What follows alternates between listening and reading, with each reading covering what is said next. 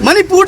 Board of Secondary Education Manipur Sina Lady by Kuding Maktagi Kuran by Sigumba Mayamama Taure Habase Lebang Miam Kana Putu Pawada Nasiba Hiramamata Action Lokatabase Maside and Libak Tiba I call it Kunajibu Mutalanaba Honarapada Atoba Daitama Low River Borki authorities in Nabase Desam we might get Tamjani Masiki step Lokata Vida to Mina Labaki Tongase Masi Pelakta Badagi Desam with Tomishing Nangasi Amkamu Nasi Board of Secondary Education Manipuri Obisida Eco protest Lakuni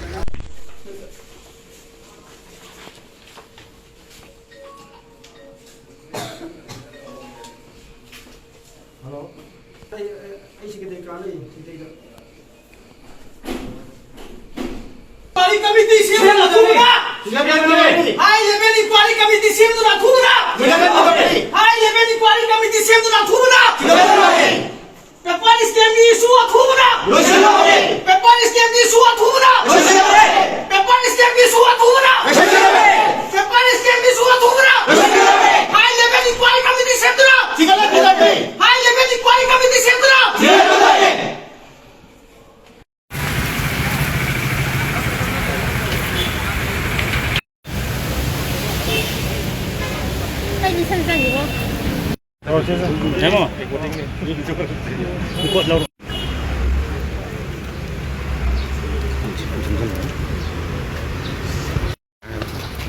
Ako na nga si lecture iba mafam si Board of Secondary Education Manipur hay ba mafam adudani ngasi Desam gi thomi khara la kanda mafam sida protest tawjari se si ngasi degi tha ahum mari gi mamangda Board of Secondary Education Manipur na Mahiroi Singhi Damakta Larik Namna Nabagi Amadi examination da season nagadorba answer sheet ki paper singa se masi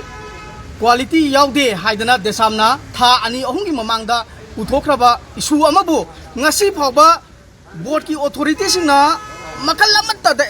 masigi step lokhatta bida tumina laibagi thonga se masi pelakta badagi Desam gi thomi singna ngasi amkamu ngasi Board of Secondary Education Manipur gi office da ekoi protest lakpani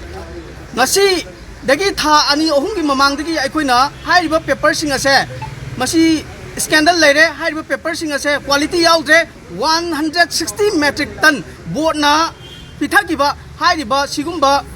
pigiba farm singa se masi blacklist tawbiu haidana Desamna ngasi dagi tha ani hum gi mamang dagi hanjan laurga lakpado ngasi phawba hiram mamatta da thabak onturakta se masidagi hena laibak thiba laibak sida khunai sida leiroi haiba se Desam wi maikai digi thamjaningi ngasi da natana hojik lairik mahiroi singda phangaliba lairik singa se kayam yamna phangangada aduga kayam yamna namgada aduga masigi mathau taba chesne kayano haiba se board ki authority na ngasi baba miyamda hiram mamatta da